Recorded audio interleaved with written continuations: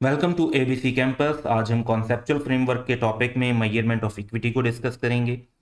तो measurement of asset और liability पर तो हम काफ़ी डिटेल में डिस्कशन करते हैं, डिफरेंट मेजरमेंट बेसिस डिस्कस करते हैं। जैसे हिस्टोरिकल कॉस्ट है, फेयर वैल्यू है, वैल्यू इन यूज़ है, या फिर even we talk about fulfilment value जो लायबिलिटी की ही वैल्यू इन यूज़ होती है, और करंट कॉस्ट है।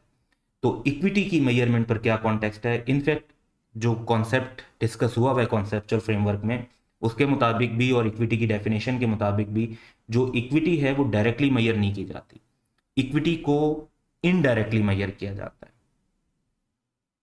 यानी एसेट और लाइबिलिटीज में चेंज आता है, एसेट और लाइबिलिटीज में चेंज की वजह से इक्विटी में चेंज आता है। जैसे कैश रिसीव होता है तो कैश डेबिट करते हैं और शेयर कैपिटल क्रेडिट करते हैं, इक्विटी बढ़ जाती है दूसरी तरफ। इसी तरीके से बाज़-औक़ात एसेट और लाइबिलिटीज को रिकग्नाइज करने के साथ कोई ना कोई इनकम और एक्सपेंस रिकॉर्ड हो रहा होता है, वो इनकम और एक्सपेंस फिर प्रॉफिट बनता है, वो प्रॉफिट रिटेन अर्निंग के अंदर ऐड होता है और उस तरीके से इक्विटी बढ़ जाती है। तो डायरेक्टली इक्विटी को रिकग्नाइज जो है या मेजर नहीं किया जा रहा होता, बल्कि इनडायरेक्टली मेजर किया जा रहा होता है, क्योंकि इक्विटी डिफाइन की जाती है कि ऑल रिकग्नाइज्ड एसेट्स की जो कैरिंग अमाउंट है माइनस ऑल रिकग्नाइज्ड लायबिलिटीज की कैरिंग अमाउंट का जो नेट बनेगा उसे हम इक्विटी या नेट एसेट्स कहते हैं।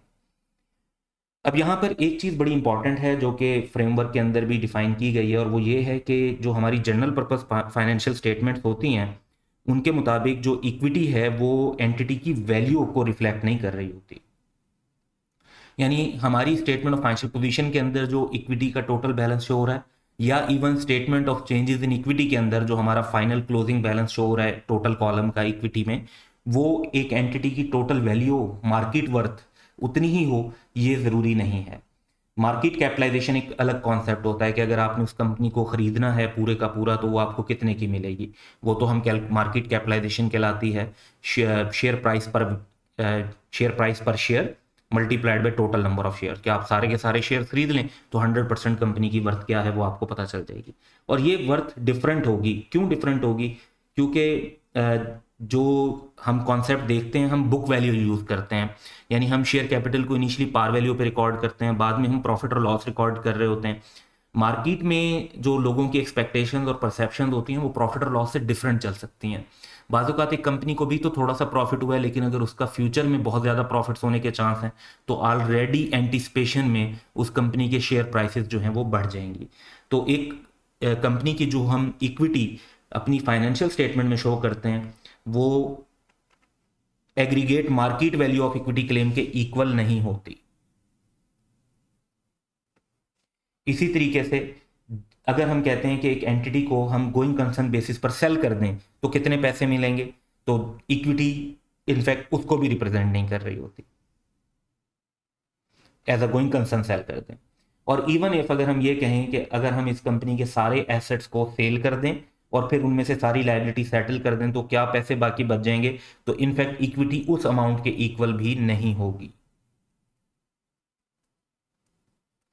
अच्छा, क्यों नहीं होगी? क्योंकि देखें हमारे कुछ एसेट्स जो हैं वो फेयर वैल्यू पर शो हो रहे होंगे, कुछ एसेट्स हमारे कॉस्ट पर शो हो रहे होंगे, कुछ एसेट्स हमारे रियलाइजेबल वैल्यू पर शो हो रहे होंगे, कुछ एसेट्स हमारे करंट कॉस्ट पर शो हो रहे होंगे। तो डिफरेंट मेजरमेंट बेसिस यूज हो रही होती हैं। तो सारी की सारी ये तो जो पोजीशन है कि सारे एसेट्स बेचें और लाइबिलिटी सेटल करें, तो ये तो फिर हमारा सब के सब चीज़ें जो है ना नेट रियलाइजेबल वैल्यू पर अगर रिकॉर्ड हो रही होती तो फिर ऐसा क्लोज पॉसिबल था। लेकिन ऐसा नहीं होता। डिफरेंट एसेट्स और लाइबिलिटीज जो हैं वो डिफरेंट मेजरमेंट बेसिस पर मेजर किए जा रहे होते हैं, और इस वजह से जो हमारी फाइनेंशियल स्टेटमेंट्स में इक्विटी की वैल्यू है वो ना मार्केट वैल्यू ऑफ इक्विटी के इक्वल होती है, ना वो अगर एंटिटी को पूरा सेल करें तो उसके इक्वल होती है, ना ही वो एसेट और लाइबिलिटीज को सेटल करने की अमाउंट के एग्जैक्ट इक्वल होती है।